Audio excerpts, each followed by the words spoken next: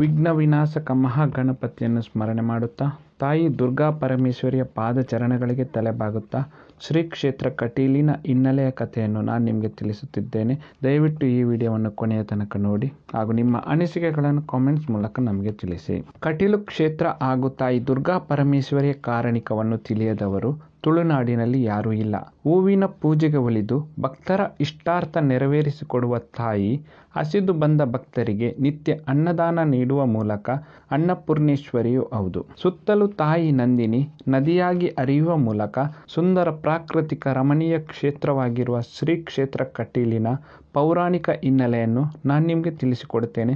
ಹಿಂದೆ ಅರುಣಾಸುರನೆಂಬ ರಾಕ್ಷಸ ಋಷಿ ಮುನಿಗಳ ಯಜ್ಞ ಯಾಗಗಳಿಗೆ ವಿಘ್ನ ಮಾಡುತ್ತಾನೆ. ಭೂಮಿಯಲ್ಲಿ ಯಜ್ಞ ಯಾಗಗಳು ನಡೆಯದಿರುವ ಕಾರಣ ಕುಪಿತಗೊಂಡ ದೇವತೆಗಳು ಭೂಮಿಗೆ ಮಳೆ ಸುರಿಸುವುದನ್ನು ನಿಲ್ಲಿಸಿದ ಕಾರಣ ಭೂಮಿಯಲ್ಲಿ ಭಯಂಕರ ಬರಗಾಲ ಬರುತ್ತದೆ. ನೀರು ಆಹಾರಗಳ ಅಭಾವ ತಲೆದೂರಿದಾಗ ಜಾಬಾಲಿ ಮಹರ್ಷಿಗಳು ಒಂದು ದೊಡ್ಡ ಯಾಗ ನಡೆಸಿ ದೇವತೆಗಳನ್ನು ಸಂತೃಪ್ತಿ ಮಾಡಲು ನಿಶ್ಚಯಿಸುತ್ತಾರೆ. ಅದಕ್ಕಾಗಿ ಜಾಬಾಲಿ ಮಹರ್ಷಿಗಳು ದೇವಲೋಕಕ್ಕೆ ತೆರಳಿ ತನ್ನ ಯಾಗಕ್ಕೆ ಸಹಕರಿಸಲು ಕಾಮಧೇನುವನ್ನು ತಮ್ಮ ಜೊತೆ ಕಳುಹಿಸಿಕೊಡುವಂತೆ ದೇವೇಂದ್ರನ ಬಳಿ ವಿನಂತಿಸಿಕೊಳ್ಳುತ್ತಾರೆ. ಆದರೆ ಕಾಮಧೇನು ದೇವಲೋಕದಿಂದ ವರುಣಲೋಕಕ್ಕೆ ಹೋಗಿದ್ದರಿಂದ ಆಕೆಯ ಬದಲಿಗೆ ಅವಳ ಮಗಳು ನಂದಿನಿಯನ್ನು ಕರೆದುಕೊಂಡು ಹೋಗುವಂತೆ ಹೇಳಿದಾಗ ಮಹರ್ಷಿಗಳು ನಂದಿನಿಯನ್ನು ತಮ್ಮ ಜೊತೆ ಬರುವಂತೆ ವಿನಂತಿಸಿಕೊಳ್ಳುತ್ತಾರೆ. ಅವಳು ಭೂಲೋಕದ ಜನರನ್ನು ನಿಂದನೆ ಮಾಡಿ ತಾನು ಭೂಲೋಕಕ್ಕೆ ಬರಲು ನಿರಾಕರಿಸಿದಾಗ ಮನನೊಂದ ಜಾಬಾಲಿ ಮಹರ್ಷಿಗಳು ಭೂಲೋಕದಲ್ಲಿ ನದಿಯಾಗಿ ಹರಿದು ಬರುವಂತೆ ನಂದಿನಿಗೆ ಶಾಪ ನೀಡುತ್ತಾರೆ. ಇದಕ್ಕೆ ಹೆದರಿದ ನಂದಿನಿ ತನ್ನನ್ನು ಕ್ಷಮಿಸುವಂತೆ ಕೇಳಿಕೊಂಡಾಗ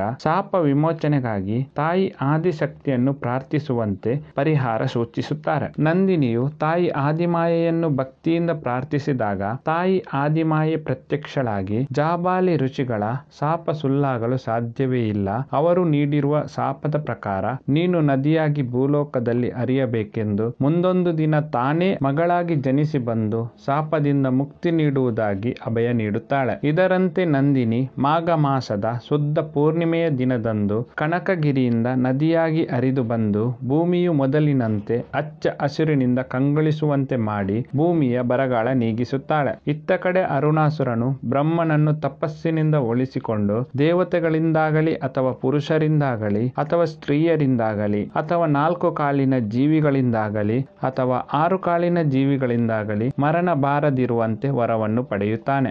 ಅದೇ ರೀತಿ ಶಾರದಾ ದೇವಿಯನ್ನು ಕೂಡ ಒಲಿಸಿಕೊಂಡು ಗಾಯತ್ರಿ ಮಂತ್ರವನ್ನು ಉಪದೇಶಿಸುವಂತೆ ಮಾಡಿ ಅನುಗ್ರಹ ಪಡೆಯುವ ಮೂಲಕ ಅಮರತ್ವವನ್ನು ಪಡೆದು ಅತ್ಯಂತ ಬಲಿಷ್ಠನಾಗಿ ದೇವಲೋಕವನ್ನು ಆಕ್ರಮಿಸುತ್ತಾನೆ.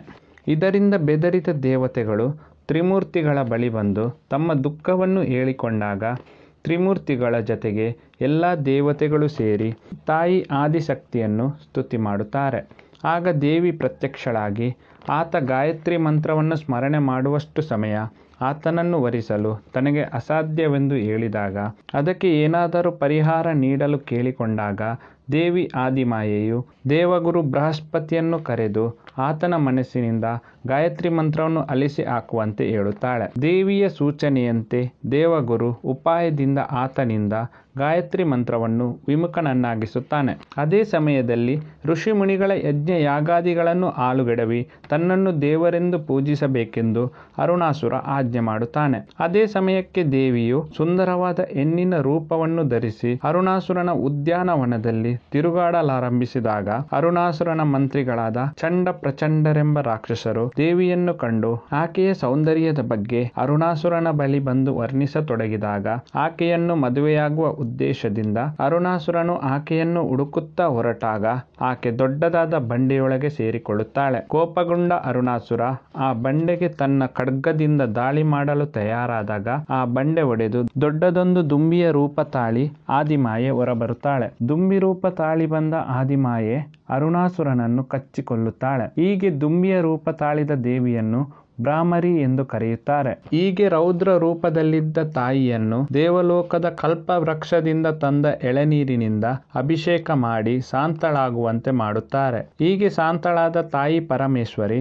ಪಕ್ಕದಲ್ಲೇ ಹರಿಯುತ್ತಿದ್ದ ನಂದಿನಿ ನದಿಯ ಮಧ್ಯಭಾಗದಲ್ಲಿ ಲಿಂಗದ ರೂಪದಲ್ಲಿ ಜನಿಸಿ ಬರುತ್ತಾಳೆ. ಈ ರೀತಿಯಾಗಿ ನಂದಿನಿಯ ಶಾಪ ವಿಮೋಚನೆಯಾಗುತ್ತದೆ. ನಂದಿನಿಯ ಮಧ್ಯಭಾಗ ಅಂದರೆ ಸೊಂಟ ಅಂದರೆ ಕಟಿಯಲ್ಲಿ ಇಳು ಅಂದರೆ ಇಳೆ ಅಂದರೆ ಭೂಮಿಯಲ್ಲಿ ಜನಿಸಿದ ಕಾರಣ ಈ ಕ್ಷೇತ್ರಕ್ಕೆ ಕಟೀಲು ಎನ್ನುವ ಹೆಸರು ಬಂದಿದೆ. ಈ ಮಾಹಿತಿ ನಿಮಗೆ ಇಷ್ಟವಾದರೆ ದಯವಿಟ್ಟು ಈ ವಿಡಿಯೋವನ್ನು ಲೈಕ್ ಮಾಡಿ ಹಾಗೂ ನಿಮ್ಮ ಅನಿಸಿಕೆಗಳನ್ನು ಕಾಮೆಂಟ್ಸ್ ಮೂಲಕ ನಮಗೆ ತಿಳಿಸಿ. ಹೊಸತೊಂದು ಮಾಹಿತಿಯನ್ನು ಮುಂದಿನ ವಿಡಿಯೋದಲ್ಲಿ ನಾನು ನಿಮಗೆ ತಿಳಿಸಿಕೊಡುತ್ತೇನೆ. ಎಲ್ಲ ವೀಕ್ಷಕರಿಗೂ ಧನ್ಯವಾದಗಳನ್ನು ತಿಳಿಸುತ್ತಾ ಈ ವಿಡಿಯೋವನ್ನು ಮುಗಿಸುತ್ತಿದ್ದೇನೆ.